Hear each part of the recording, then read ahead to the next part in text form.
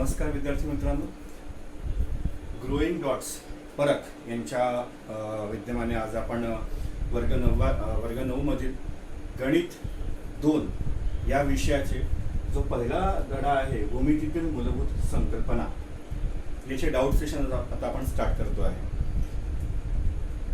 9th क्लासमध्ये आल्यावरती 9व्या वर्गात आल्यावरती बीजगणित आणि भूमिती असे हे दोन विषय जे आहे गणिताचे हे डिव्हाइड होतात. 8वी पर्यंत फक्त गणित हा एक विषय असतो, पण 9वीत आल्यावरती गणिताचे हे दोन भाग केले जातात. यामध्ये भूमिती म्हणजे गणित 2 हा जो भाग आहे हा बीजगणिताच्या कंपॅरिझनमध्ये थोडासा विद्यार्थ्यांना थोडासा टफ जातो, कारण 9व्या वर्गापासून यामध्ये काही भूमितीय संकल्पना ज्या आहेत ज्यामध्ये प्रमेय येतात, आणखी बऱ्याचशा काही गोष्टी आहेत की ज्या आपण नवीन यामध्ये शिकतो. त्रिकोणमिती हा जो नवीन टॉपिक जो आहे तो आपण यावर्षी इथे 9वीमध्ये इंट्रोड्यूस केलेला असतो. त्यामुळे भूमिती हा अत्यंत महत्त्वाचा भाग आहे. तर आपल्याला जो पहिला धडा दिलेला आहे हा पहिला धडा आहे भूमितीतील मूलभूत संकल्पना. आता मूलभूत संकल्पना म्हणजे कुठल्या आधारावरती भूमितीचे सगळे कॉन्सेप्ट जे आहेत ते तयार झालेले आहेत. तर अगदी साध्या गोष्टी आहेत, आपण त्याची सुरुवात करूया. भूमितीमध्ये सगळ्यात जास्त महत्त्वाचा आणि बेसिक असा जो पार्ट आहे तो म्हणजे आपण एका पेनाने किंवा पेन्सिलने किंवा या चॉकने मी आता जो एक डॉट काढतो आहे याला आपण म्हणतो बिंदू. हा बिंदू जो आहे हा सगळ्यात मुख्य घटक. हा बिंदू आहे ज्याला आपण कॅपिटल कुठल्याही अल्फाबेटने डिनोट करत असतो. जसं मी आता याला नाव दिलेलं आहे ए, तर हा एक ए बिंदू आहे. दुसरा आहे रेषाखंड. जर मी दोन बिंदू काढले आणि या दोन बिंदूंना जर मी जोडलं तर हे जे तयार होणार आहे याला आपण म्हणतो रेषाखंड. यानंतर तिसरं आहे प्रतल.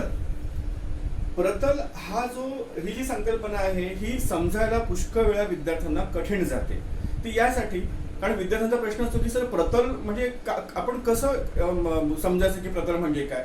कारण हे इमॅजिनरी आहे की हा एक इमॅजिनरी स्मूथ सरफेस आहे. जसं आता हा ब्लॅकबोर्ड जो आहे, हा ग्रीन बोर्ड जो आहे, हा ग्रीन बोर्ड हा जो सरफेस आहे याला आपण प्रतल म्हणू शकतो. किंवा आपल्या घरची भिंत जी असते ती भिंत जी आहे त्याचा एक स्मूथ हा सरफेस जो राहील पूर्ण आहे त्याला आपण प्रतल म्हणू शकतो. किंवा आपला टेबल आहे, टेबलचा टॉप जो आहे त्याला आपण प्रतल म्हणू शकतो. किंवा आपलं पुस्तक आहे, पुस्तकाचा वरचा सरफेस जो आहे त्याला आपण प्रतल म्हणू. मग आता या सगळ्या गोष्टींना आपण प्रतल म्हणतो आहे, म्हणजे नेमकं प्रतल म्हणजे काय आहे. तर प्रतल म्हणजे हा एक स्मूथ एरिया आहे, फक्त स्मूथ सरफेस एरिया, त्याला आपण प्रतल असं सरळ आपल्या सर्वसाधारण भाषेमध्ये आपण त्याला प्रतल असं म्हणतो. मग हा इमॅजिनरी असतो की सपोज आता हा एक रेषाखंड आहे, हा चॉक म्हणजे तुम्ही समजा की हा एक रेषाखंड आहे आणि हा रेषाखंड आहे. तर या रेषाखंडामधून किती प्रतल जाऊ शकतात. तर बघा, जसं आता एक तुम्ही इमॅजिन जर केलं, एक असा विचार केला तर एक असा उभा प्रतल इथून जाऊ शकतो या रेषेमधून, एक असा आडवा प्रतल इथून जाऊ शकतो, एक असा क्रॉसमध्ये जाऊ शकतो, एक इथून क्रॉसमध्ये जाऊ शकतो. असं जर आपण बघितलं तर असे बरेचसे अनंत प्रतल जे आहे ते या एका रेषेमधून पास होऊ शकतात. म्हणजे असे अनंत स्मूथ सरफेस एरिया ज्या या रेषाखंडातून पास होतात आहे. हे जे इमॅजिनरी सगळे सरफेस एरिया आहे ज्याला आपण प्रतल असं म्हणत असतो. तर बिंदू, रेषाखंड आणि प्रतल. प्रतलची जर तुम्हाला आकृती दाखवायची असेल तर ती म्हणजे आपण एक सर्वसाधारण असा एक चौकोन जो आहे तो काढतो. समांतरभुज चौकोन जसा आकार असतो तसा आपण तो काढू शकतो. यानंतर यात तो घटक येतो तो म्हणजे असतो किरण. आता किरण म्हणजे काय, तर एक बिंदू आहे आणि एक आपण हा असा एरो काढतो आहे, याला आपण म्हणतो किरण. यानंतर आहे रेषा. रेषा म्हणजे काय, तर रेषा जी दोन्ही बाजूनी अनंत पद्धतीने काय होत असते तर वाढत असते, त्याला आपण रेषा म्हणतो. ती अनंत असते कारण दोन्ही बाजूला एरो आहे तर ती वाढत जाणार पुढे पुढे. आणि यानंतर आपण एक पार्ट बघूया, तो म्हणजे जर दोन किरण आपण हे एकत्र केले तर हा जो ही जी एक आकृती तयार होते याला आपण म्हणत असतो कोन.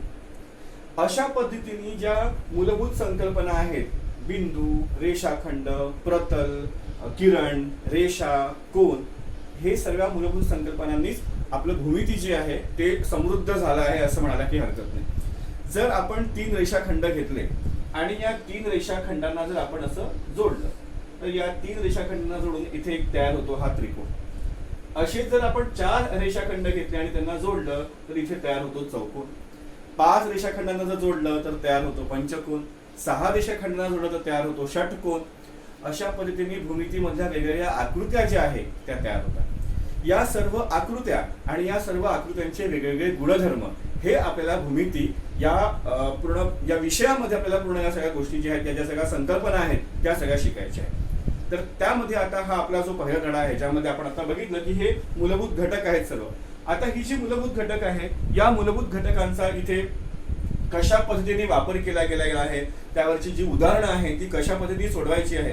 कारण होतं असं या प्रकरणामध्ये की आपल्याला तर हे समजतं की नाही ही महत्वाची घटक आहेत, पण जेव्हा याच्यावरती उदाहरणं दिलेली असतात ती उदाहरणं नेमकी कुठल्या पद्धतीने सॉल्व्ह करायची आहे, कुठल्या पद्धतीने सोडवायची आहे, इथे थोडंसं आपल्याला कन्फ्युजन होतं. तर आपण थोडे याच्यातले उदाहरणाची महत्वाची उदाहरणं जी आहेत जी या संकल्पनेवरती दिलेली आहे ती आपण बघूया. यामध्ये सर्वात महत्वाचा जो एक प्रकार पहिला दिलेला आहे तो म्हणजे आपली संख्या रेषा. संख्या रेषा ही आपण वर्ग 5, 6, 7, 8 या चारही वर्गांमध्ये संख्या रेषेबद्दल सविस्तर माहिती जी आहे ती आपण घेतलेली असते. इथे मी ही संख्या रेषा काढतो आहे. ही संख्या रेषा जी आहे या संख्या रेषेमध्ये 0 मधात, त्याच्या उजव्या बाजूला सर्व संख्या ज्या असतात 1-1 युनिटच्या अंतरावरती, ह्या सर्व यांचे सगळ्यांचे निर्देशक जे आहे 1, 2, 3, 4 हे सर्व असतात पॉझिटिव्ह, म्हणजे सगळे धन असतात. आणि डाव्या बाजूला सर्व जे निर्देशक आहेत ते सर्व निर्देशक हे असतात ऋण. अशा पद्धतीने संख्या रेषेची मांडणी असते. ही संख्या रेषा आहे त्यामुळे ती दोन्ही बाजूनी अनंत राहणार. या संख्या रेषेमध्ये ही जी आपण काढलेली आहेत हे निर्देशक आहेत. मग आता हे कोणाचे निर्देशक आहे, तर हे ज्या बिंदूंचे निर्देशक आहे त्या बिंदूंना दर्शवण्यासाठी आपण इथे इंग्रजीमधली जी अक्षरं आहेत कॅपिटल अल्फाबेट्स जी आहेत ते आपण यूज करतो. मी इथे जसं ABCDEFGHIJK हे सर्व घेतलेले आहेत बिंदू. या सर्व बिंदूंची निर्देशक इथे आपल्याला समोर दिसत आहे. I चा निर्देशक 3 आहे, K चा निर्देशक 5 आहे, E चा निर्देशक -1 आहे, C चा निर्देशक -3 आहे. संख्या रेषेमधून आता संख्या रेषेमधून आपल्याला जर दोन बिंदूंमधील अंतर काढायचं असेल, इथे मुलांचा एक हा नेहमी प्रश्न असतो की सर संख्या रेषा दिलेली आहे, मग संख्या रेषेमधील आपण हे अंतर आता कसं काढणार, कारण आम्हाला खूप जास्त कन्फ्युजन होतं. कारण इथे धनसंख्या पण आहे, ऋणसंख्या पण आहे, मग उत्तर त्याचं धन येणार की उत्तर त्याचं ऋण येणार, असे बरेचसे प्रश्न विद्यार्थ्यांच्या मनामध्ये असतात. आपण त्याचं एक उदाहरण घेऊया. उदाहरणार्थ आता इथे जर आपल्याला H आणि I या दोन बिंदूंमधलं अंतर काढायचं असेल तर H आणि I मध्ये H या बिंदूचा निर्देशक आहे धन 2 आणि I या बिंदूचा निर्देशक आहे धन 3. आता तसं बघायला जर गेलं तर संख्या रेषेमध्ये 2 आणि 3 आपल्याला सरळ सरळ दिसतंय, कारण इथे प्रत्येक या निर्देशकामध्ये 1-1 सेंटीमीटर बरोबर 1 युनिट असं अंतर असतं. त्यामुळे प्रश्न निर्माण होतच नाही इथे की जसं H आणि I आहे संख्या रेषा समोर असेल तर आपण डायरेक्टली त्याचं उत्तर देऊ शकतो की H आणि I मधलं जे अंतर आहे ते फक्त 1च युनिट आहे म्हणून, कारण ते स्पष्टपणे दिसत आहे. पण प्रत्येक वेळेसच तुम्हाला संख्या रेषा दिली राहील असं नाही.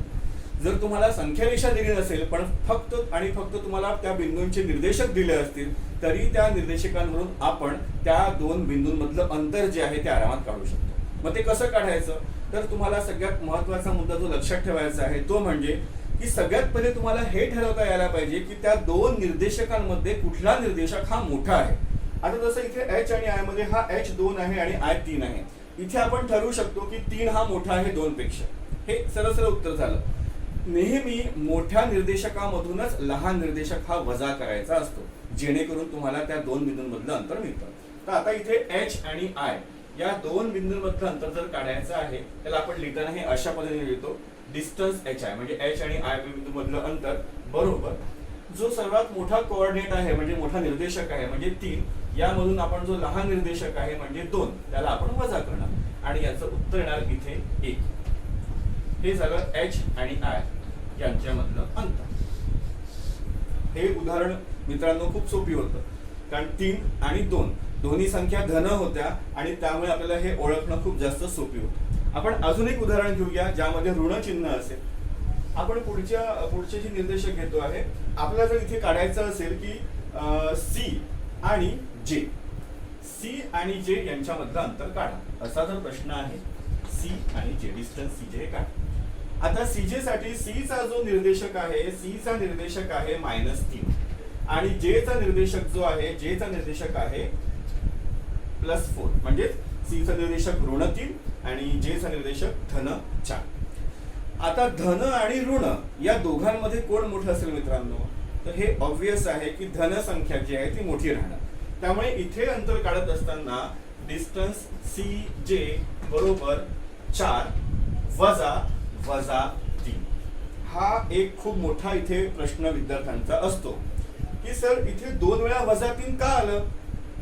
मित्रांनो, आपल्याला जर अंतर काढायचं आहे तर अंतर काढण्यासाठी आपण मोठ्या संख्येमधून लहान संख्या वजा करणार, मोठ्या निर्देशकामधून छोटा निर्देशक जो आहे तो वजा करणार. इथे या उदाहरणामध्ये मोठा निर्देशक हा 4 आहे आणि छोटा निर्देशक हा वजा 3 आहे. त्यामुळे इथे 4 मधून आपण वजा 3 ला वजा करतो आहे, त्यामुळे इथे हे वजाचं चिन्ह येणार, ऋण चिन्ह हे इथे येणार. आता हे वजा आणि हे वजा मिळून हे झाले अधिक 3 बरोबर याचं उत्तर आलं 6.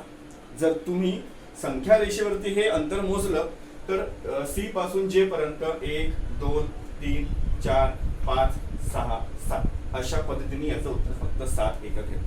आणि नेहमी अंतर हे धनच असतं, अंतर कधीही ऋण येत नाही. आणि हे नेहमी लक्षात ठेवायचं आहे की उजव्या बाजूचा निर्देशक हा कधी पण डाव्या बाजूच्या निर्देशकापेक्षा नेहमी मोठा असतो, कारण उजवी बाजू जी आहे ती नेहमी मोठी असते. 5 हा 4 पेक्षा मोठा आहे, 4 हा 3 पेक्षा मोठा आहे, 3 हा 2 पेक्षा मोठा आहे, 2 हा 1 पेक्षा मोठा आहे, 0 हा -1 पेक्षा मोठा आहे, -1 हा -2 पेक्षा मोठा आहे. तर नेहमी हे लक्षात ठेवायचं की उजव्या बाजूची जी संख्या आहे, उजव्या बाजूचा निर्देशक असेल तो नेहमी मोठा आहे. आता याचा जो वापर आहे तो आपल्या पुढच्या उदाहरणामध्ये, जर तुम्हाला मी इथे म्हणतो आहे की ए आणि ई या दोघांमधलं अंतर काढा. आता ए बिंदू आणि ई बिंदू या दोघांमधलं जर अंतर काढायचं असेल तर ए चा निर्देशक इथे आहे -5 आणि ई चा निर्देशक आहे इथे -1. आता इथे प्रश्न विद्यार्थ्यांचा असतो, कारण इथे खूप सारं कन्फ्युजन असतं, कारण दोन्ही संख्या ह्या ऋण आहेत. जेव्हा दोन्ही संख्या धन होत्या तेव्हा त्यामध्ये मोठी संख्या कुठली आहे हे आपल्याला ओळखायला खूप जास्त सोपे झालं. पण आता दोन्ही संख्या जेव्हा ऋण असतात तेव्हा खूप जास्त मोठा प्रश्न पडतो की आता यामध्ये कुठली संख्या मोठी, कारण ऋण 5 आहे आणि ऋण 1 आहे. 5 आणि 1 मध्ये आपल्याला माहिती आहे की 5 मोठी आहे 1 पेक्षा, पण जेव्हा ऋण हे चिन्ह दिलेलं आहे तर मी तुम्हाला आत्ताच एक मुद्दा सांगितला की नेहमी हे लक्षात ठेवा की उजव्या बाजूचा निर्देशक हा नेहमी डाव्या बाजूच्या निर्देशकापेक्षा मोठा असतो. मग आता -1 आणि -5 मध्ये कुठला निर्देशक मोठा आहे? उजव्या बाजूला आहे -1. -1 म्हणजे ऋण 1 हा ऋण 5 च्या उजव्या बाजूला आहे, त्यामुळे -1 आणि -5 मध्ये मोठी संख्या कुठली राहणार आहे तर -1. ती -5 राहणार नाही. जरी 5 हे एकापेक्षा मोठे असले तरीही -5 हे -1 पेक्षा मोठे राहणार नाही, कारण -1 हा -5 च्या उजव्या बाजूला आहे, त्यामुळे -1 हा मोठा राहणार.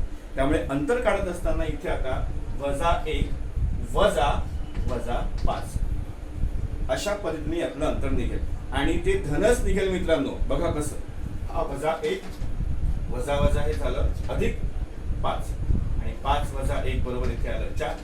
आपण नेहमी उत्तराला मोठ्या संख्येचं चिन्ह देत असतो. या दोघांमध्ये मोठी संख्या 5 आहे, त्याचं चिन्ह इथे आता प्लस झालं, अधिक झालं, धन झालं आणि म्हणून या ए आणि ई मधलं जे अंतर आहे ते किती आलं मित्रांनो? ते आलं आहे 4 एकक. अशा पद्धतीने आपण संख्या रेषा आपल्याकडे नसेल तरी सुद्धा आपण अंतर जे आहे दोन बिंदूंमधलं ते काढू शकतो. यानंतर तुम्हाला पुढे याच्यामध्ये एक प्रकार दिलेला आहे, तो म्हणजे असा की जर तुम्हाला फक्तच निर्देशक दिलेले आहे आणि त्या निर्देशकावरून तुम्हाला जर दोन बिंदूंमधलं अंतर काढायचं असेल तर ते आपण कशा पद्धतीने काढायचं?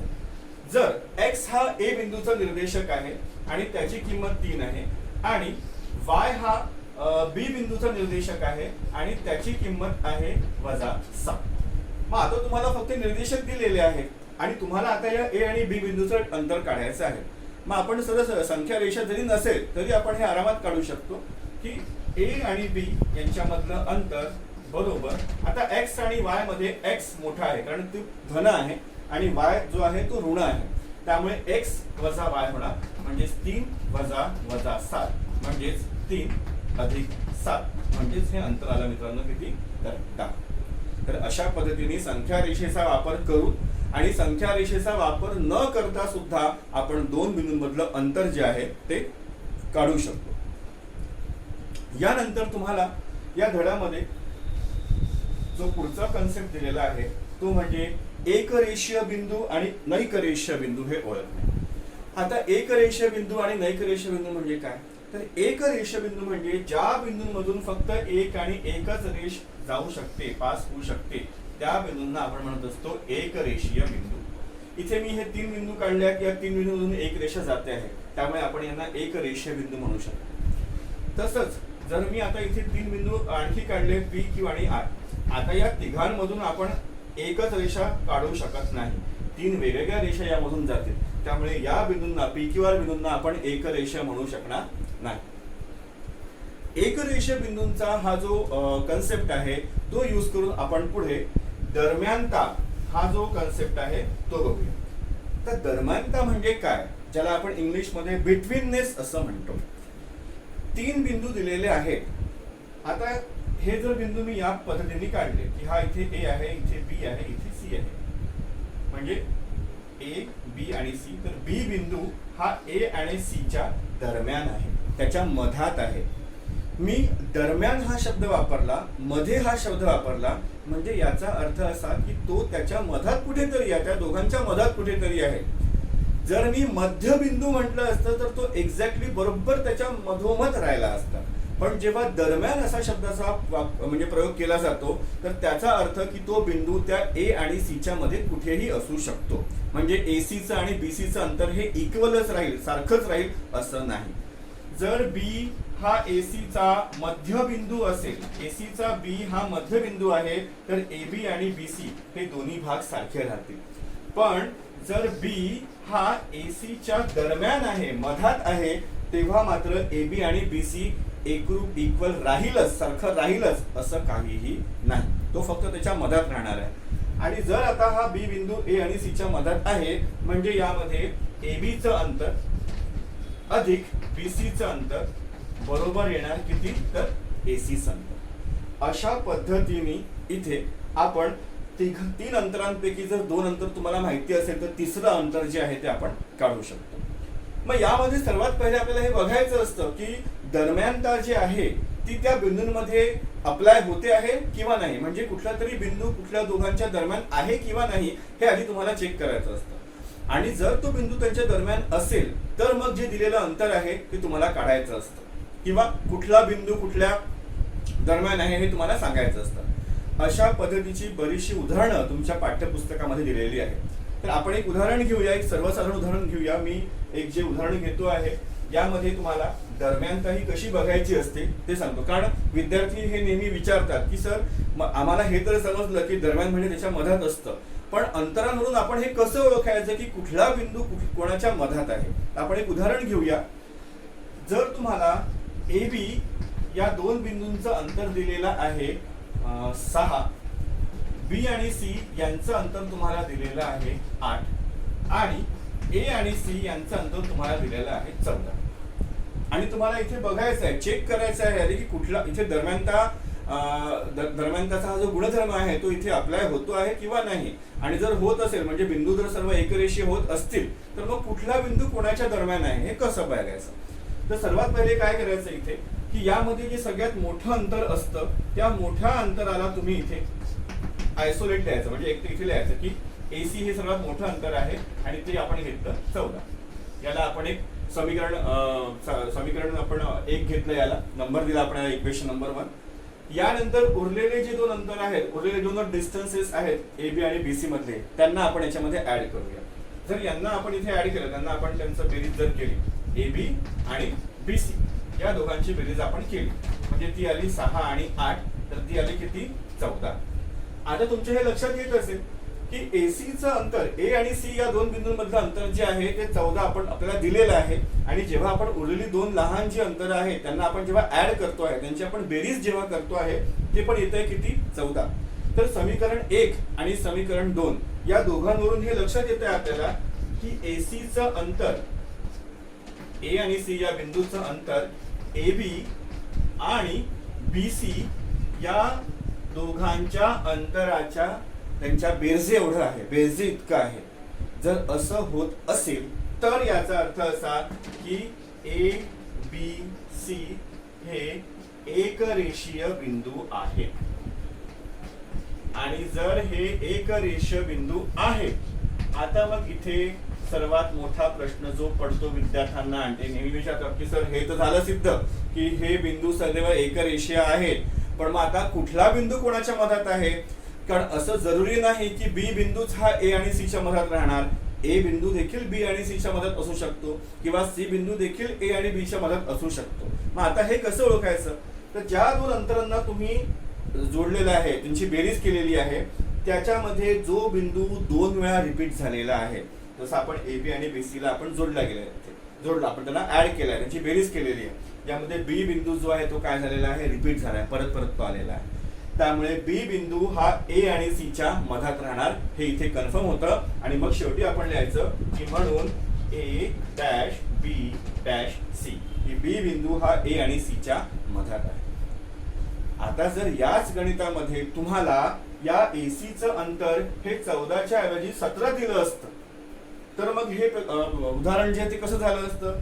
एसीचं अंतर जर 17 आहे, आपण ए बी आणि बी सी ला ऍड केलं, त्यांची बेरीज केली, 14 आलं. मग त्याच्यात आपल्याला दिसतंय की एसीचं अंतर हे या दोघांच्या बेरजे इतकं नाही, तर मग आपण लिहिलं असतं की एसीचं अंतर हे ए बी व बी सी च्या अंतरा एवढे नाही. आपण नॉट इक्वल टू, बरोबर नाही, हे चिन्ह दिलं असतं. आणि इथे आपण लिहिलं असतं की ए बी सी हे बिंदू एकरेषीय नाहीत.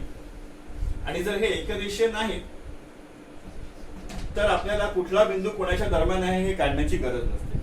ए बी सी एकरेषीय नाही. इथे कन्फ्युजन असतं मुलांचं आणि ती विचारतात बाप काय की सर आता एकरेषीय नाही आहेत, मग आपण कसं ठरवायचं की कुठला बिंदू कोणाच्या मधात आहे? तर विद्यार्थी मित्रांनो, जर बिंदू ते एकरेषीय नाहीच आहे हेच आपण जर सिद्ध केलं आहे, तर तुम्हाला कुठलाच बिंदू कोणाच्या मधात आहे हे काढून दाखवण्याची गरजच पडत नाही. कारण त्यांचा प्रश्नच तसा आहे की पहिले तुम्ही बघा, चेक करा की ते बिंदू एकरेषीय आहेत का, आणि जर असतील तर कुठला बिंदू कोणाच्या दरम्यान आहे हे तुम्ही काढा. आणि हे अशा पद्धतीने आपण काढू शकतो.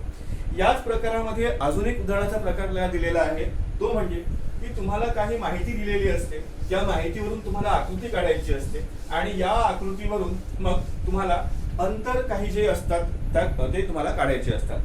जसे एक मी उदाहरण तुम्हाला देतो आहे. जर P dash Q dash R, आता P dash Q dash R असं जर दिलं असेल तर हे इथे स्पष्ट होतं की Q बिंदू हा P आणि R च्या मधात आहे.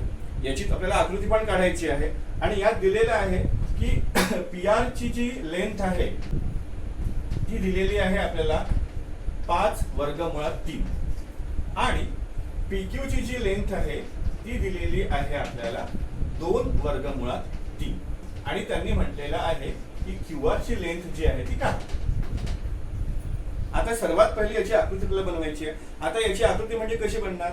तर P dash Q dash R म्हणजेच तुम्हाला सरळ सरळ एक रेष बनवायची ज्यामध्ये 3 बिंदू घ्यायचे. हा पहिला P, दुसरा Q आणि तिसरा R. जेव्हा आपल्याला दिसतं आहे मित्रांनो की P dash Q dash R आहे, तर हे स्पष्ट आहे की PQ चं अंतर अधिक QR चं अंतर बरोबर PR चं अंतर. म्हणजेच लिहिताना आपण असं लिहू की लेंथ ऑफ PQ, या PQ ची लेंथ अधिक QR ची लेंथ बरोबर PR ची लेंथ. अशा पद्धतीने हे समीकरण तयार होईल. यामध्ये तुम्हाला PQ दिलेला आहे 2 वर्गमुळात 3, QR तुम्हाला दिलेलं नाही, ते काढायचं आहे आणि PR आपल्याला दिलेला आहे 5 वर्गमुळात 3. आता हे जे 2 वर्गमुळात 3 आहे हे या इक्वेशन मध्ये बरोबर चिन्हाच्या जेव्हा त्या बाजूला जातील तर ते काय होतील? ते वजा होतील. जर ते ऋण असते तर ते धन झाले असते त्या बाजूला. आता धन आहे म्हणून त्या बाजूला जाऊन ते काय होत आहे? ऋण होत आहे, ते वजा होत आहे. त्यामुळे इथे आता QR बरोबर 5 वर्गमुळात 3 वजा 2 वर्गमुळात 3. आता इथे सर्वात मोठा एक गहन प्रश्न सर्व विद्यार्थ्यांसमोर असतो आणि म्हणायला हरकत नाही की 60 ते 65% विद्यार्थी इथे गोंधळतात आणि चूक करतात. आणि त्यांचं ते खूप जास्त मोठं कन्फ्युजन असतं, कारण जेव्हा वर्गमूळामध्ये आपण कुठल्या गोष्टी पाहतो तर आणखी आपलं डोकं जे आहे ते खूप वेगळ्याच मोडमध्ये चाललं जातं. पण याला घाबरण्याची काहीच गरज नाही आहे. ज्याप्रमाणे दोन सारख्या टर्म्स असतात की नाही, आपण बहुपदीवरील जे प्रकरणं बघितली आहेत त्याच्या पहिले 8वी पर्यंत, की जसं 5x आणि 3x दोघांना जोडलं तर 8x बनतं, 5x वजा 3x केलं तर आपल्याकडे उरतं किती 2x. तसंच इथे पण आहे की 5 वर्गमुळात 3 मधून 2 वर्गमुळात 3 गेले, 5 वर्गमुळात 3 मधून 2 वर्गमुळातून 3 गेले तर उरले किती 3. 3 काय उरले तर 3 वर्गमुळात 3. म्हणजे याचं उत्तर सरळ सरळ राहणार आहे 3 वर्गमुळात 3. कारण या दोघांमध्ये वर्गमुळात 3 सामायिक आहे. तो जर सामायिक घेतला आपण तर 5 वजा 2 होईल. 5 वजा 2 किती आलं 3. म्हणजे उत्तर किती आलं 3 वर्गमुळात 3. अशा पद्धतीने आपण QR जी आहे त्याची लेंथ जी आहे ती काढू शकतो. हा एक प्रकार तुम्हाला या प्रकरणामध्ये दिलेला आहे. याशिवाय तुम्हाला काही जे कन्सेप्ट दिलेले आहेत ते तुम्हाला मी शॉर्ट मध्ये सांगतो, जे तुम्हाला माहित आहेत पण ती तुम्हाला या वर्षी दिलेले आहेत. जसं रेषाखंडाच्या तुम्हाला याच्यामध्ये काही गुणधर्म दिलेले आहेत. ते रेषाखंडाचे गुणधर्म हे तुम्हाला ओळखणं हा खूप खूप जास्त महत्त्वाचे असतात. तसं आहे की पहिला गुणधर्म जो आहे की प्रत्येक रेषाखंड जो आहे, प्रत्येक रेषाखंड हा स्वतःलाच इक्वल असतो. म्हणजे AB ची लेंथ आणि हा AB ची आपण लेंथ काढली, या AB ची लेंथ आणि आता तुम्ही त्याला जर AB ला BA पण केलं तर BA आणि AB बिंदू हे सारखेच आहे. त्यामुळे A पासून B चं अंतर आणि B पासून A चं अंतर हे सारखंच राहणार. तर प्रत्येक जो रेषाखंड असतो हा स्वतःलाच एकरूप असतो. हा पहिला गुणधर्म. दुसरा, जर AB रेषाखंड हा PQ ला जर समान आहे, PQ च्या इक्वल आहे, त्याच्या सारखाच आहे, त्याच्यासोबत तो मॅच होतो आहे पूर्ण, म्हणजेच PQ सुद्धा हा कोणाच्या समान असणार आहे AB च्या समान असणार आहे. म्हणजेच AB रेषाखंड हा PQ ला एकरूप असेल तर PQ रेषाखंड सुद्धा AB ला एकरूप असतो. पहिला गुणधर्म मी परत तुम्हाला रिपीट करतो आहे की प्रत्येक रेषाखंड हा स्वतःला एकरूप असतो. दुसरा, जर पहिला रेषाखंड हा दुसऱ्या रेषाखंडाला एकरूप असेल तर दुसरा सुद्धा पहिल्याला एकरूप असतो. आणि तिसरा सगळ्यात महत्त्वाचा गुणधर्म आहे की पहिला रेषाखंड हा दुसऱ्याला एकरूप आहे, दुसरा रेषाखंड हा तिसऱ्याला एकरूप आहे, तर पहिला आणि तिसरा हे दोन्ही रेषाखंड एकमेकांना एकरूप असतात. आता हे मी तुम्हाला इथे लिहून दाखवतो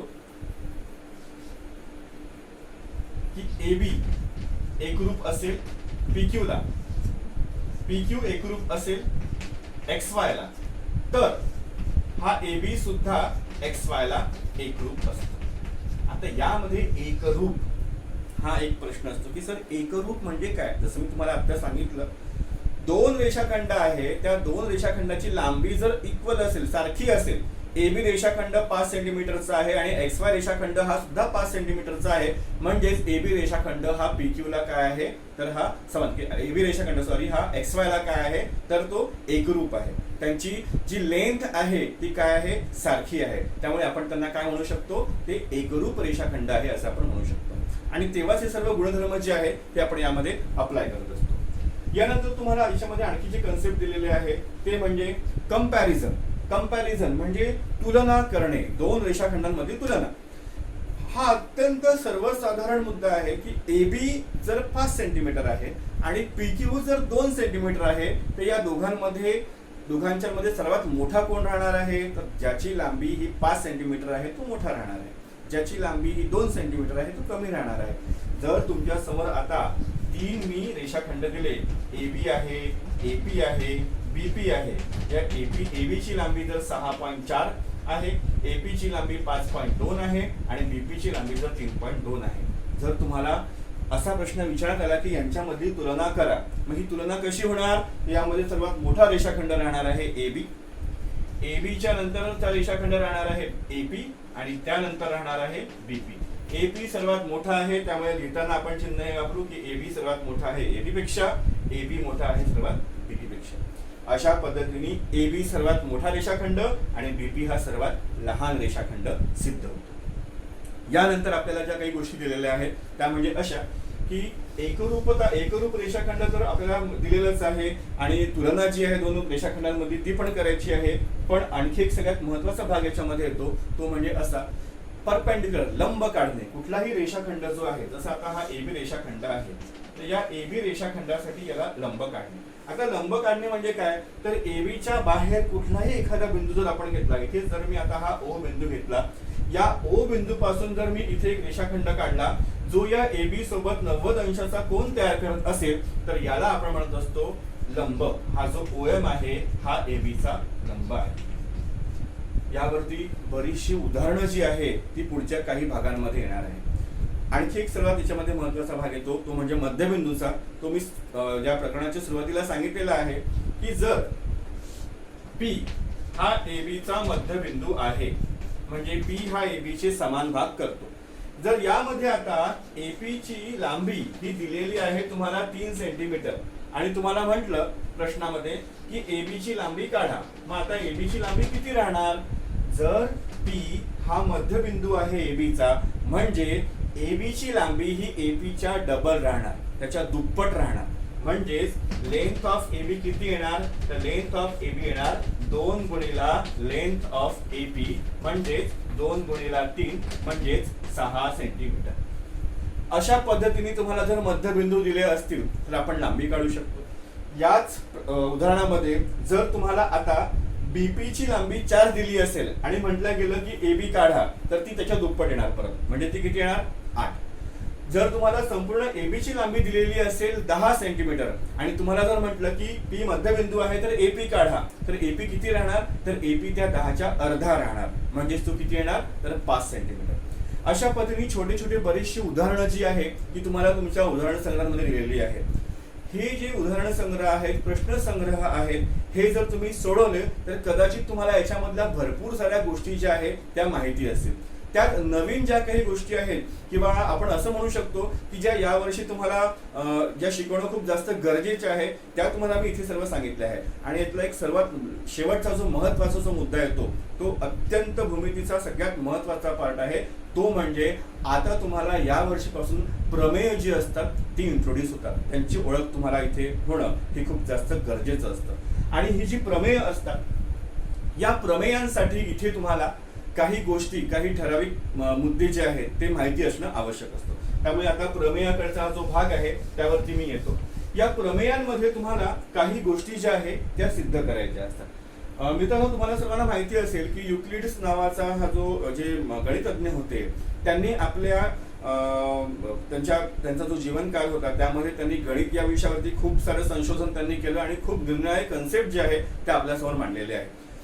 त्याचे 5 महत्त्वाचे मुद्दे जे आहेत ते तुम्हाला तुमच्या पाठ्यपुस्तकामध्ये दिलेले आहेत की जसं एक बिंदू जर असेल तर एका बिंदूमधून अनंत रेषा जात असतात. जर 2 बिंदू आहे तर 2 बिंदूंमधून फक्त आणि फक्त एकच रेष जाऊ शकते. सर्व प्रकारचे जे काटकोन असतात हे परस्परांना एकरूप असतात. अशा पद्धतीचे 5 त्यांनी आपल्याकडे ज्याला आपण इंग्लिशमध्ये पॉस्ट्युलेट असं म्हणतो ते आपल्यासमोर मांडलेले आहेत. आणि यांचा वापर करून आपण पुढे भूमितीमध्ये बऱ्याचशा गोष्टी ज्या आहेत त्या आपण सिद्ध करत असतो. यामध्ये प्रमेय असतात. प्रमेय जे असतात हे आपल्याला सिद्ध करायची असतात.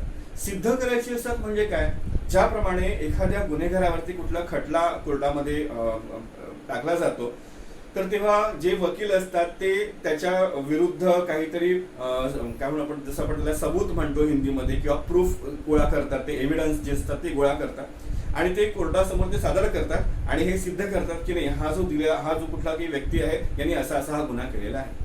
त्याच प्रकारे तुम्हाला गणितीय भाषेमध्ये कुठले एखादं तुम्हाला वाक्य जर दिलं असेल त्या वाक्यामध्ये तुम्हाला काही गोष्टी या दिलेल्या असतात आणि त्याच्या मदतीने दुसऱ्या काही गोष्टी ज्या आहेत त्या तुम्हाला सिद्ध करायच्या असतात. ही जी प्रमेय असतात, जसं उदाहरण जर घ्यायला गेलं आपण पायथागोरसचं प्रमेय सगळ्यांना माहिती आहे की काटकोन त्रिकोणामध्ये कर्णाचा वर्ग हा उरलेल्या 2 बाजूंच्या वर्गाच्या बेरजे एवढा असतो. हे एक प्रमेय आहे. हे आपण प्रत्येक ठिकाणी अप्लाय करतो. बरेचदा आपण ते अप्लाय केलं, त्यावरचे प्रॉब्लेम्स आपण सॉल्व्ह केले आहेत. मग आता हे जे प्रमेय आहे हे सिद्ध करायचं असतं. हे जेव्हा सिद्ध करायचं असतं तर ते सिद्ध करताना तुम्हाला यामध्ये पक्ष दिलेला असतो. हा पक्ष म्हणजे काय, म्हणजे तुम्हाला त्या प्रमेयामध्ये माहिती जी दिलेली असते त्याला आपण पक्ष असं म्हणतो. यानंतर तुम्हाला त्याच्यामध्ये साध्य काय करायचं आहे ते लिहायचं असतं, त्याला आपण साध्य असं म्हणतो. जसं आपण पायथागोरसच्या प्रमेयामध्ये बघू की काटकोन त्रिकोणामध्ये जर त्रिकोण हा काटकोन त्रिकोण असेल तर त्या त्रिकोणाचा कर्णाचा जो वर्ग आहे तो उरलेल्या दोन बाजूंच्या वर्गाच्या बेरजे एवढा असतो. म्हणजे इथे यामध्ये तुम्हाला पक्ष जे दिलेला आहे, हे पक्ष काय दिलेला आहे, तर पक्ष दिलेला आहे काटकोन त्रिकोण. तुम्हाला एक काटकोन त्रिकोण दिलेला आहे. आता हा काटकोन त्रिकोण दिलेला आहे, याची आकृती तुम्हाला स्वतः काढायची आहे. त्यांची नावं जी आहे तुम्हाला तुमच्या मताने द्यायची आहे. जसं मी इथे हा काढला, हा एबीसी काटकोन त्रिकोण आहे. आणि यावरून तुम्हाला आता हा पक्ष झाला की तुम्हाला काटकोन त्रिकोण दिलेला आहे. तुम्हाला सिद्ध काय करायचं, ज्याला आपण म्हणतो साध्य. सिद्ध हे करायचं आहे की यामध्ये कर्णाचा वर्ग म्हणजे एसीचा वर्ग हा एबीचा वर्ग आणि बीसीचा वर्ग म्हणजे उरलेल्या दोन बाजूंच्या वर्गाच्या बेरजे एवढा असतो. हे तुम्हाला यामध्ये मित्रांनो सिद्ध करायचं आहे. आता जे आपण सिद्ध करतो, आपण त्याचं जे उत्तर पूर्ण लिहितो त्याला आपण म्हणत असतो सिद्धता. बरीचशी उदाहरणं जी आहे ती सुद्धा तुम्हाला याच पद्धतीने लिहायची असतात. यात एक लक्षात ठेवायचं की वहीमध्ये किंवा उत्तरपत्रिकेमध्ये लिहित असताना सर्वात वरती तुम्हाला प्रमेयाचं जे स्टेटमेंट आहे, जे विधान आहे ते लिहायचं असतं. त्याखाली तुम्हाला मग उजव्या बाजूला आकृती काढायची असते. आकृतीच्या अगदी समोर तुम्ही पक्ष लिहिता, त्याखाली साध्य लिहिता आणि मग त्याच्या खालून तुम्ही सुरुवात करता सिद्धता लिहिण्याची. यामध्ये बरेच वेळा तुम्हाला पक्षामध्ये जी माहिती दिलेली आहे ती पुरेशी नसते, त्यामुळे आपण त्या आकृतीमध्ये काही बदल करतो, काही रचना आपण करतो. ती रचना तुम्हाला यामध्ये जोडावी लागते. अशा पद्धतीने प्रमेय जे आहे ते आपण सिद्ध करतो. यामध्ये आता जो महत्वाचा भाग तुम्हाला या धड्यामध्ये दिलेला आहे तो म्हणजे प्रमेयांची विधाने. ही जी विधाने असतात, ही विधाने यांना आपण म्हणत असतो सशर्त विधाने. आता सशर्त विधाने म्हणजे काय, जसं आताच तुम्हाला मी हे पायथागोरसच्या प्रमेयाचं एक उदाहरण दिलं.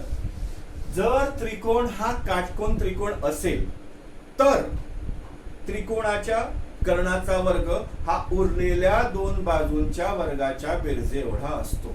इथे वाक्य जे आहे ते जर आणि तर या प्रकारामध्ये आहे. तर जी वाक्य जर आणि तर या प्रकारामध्ये असतील म्हणजे इंग्लिशमध्ये इफ अँड देन टाइप मध्ये जे असतात त्यांना आपण सशर्त विधाने असं म्हणतो. म्हणजे इंग्रजीमध्ये कंडिशनल सेंटेन्सेस असं आपण त्याला म्हणतो. आता एक सर्वसाधारण जर आपण उदाहरण घेतलं की जर चौकोन हा समभुज चौकोन असेल, जर चौकोन हा समभुज चौकोन असेल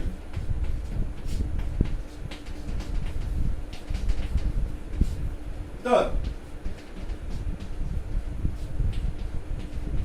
त्याचे कर्ण परस्परांना दुभागतात.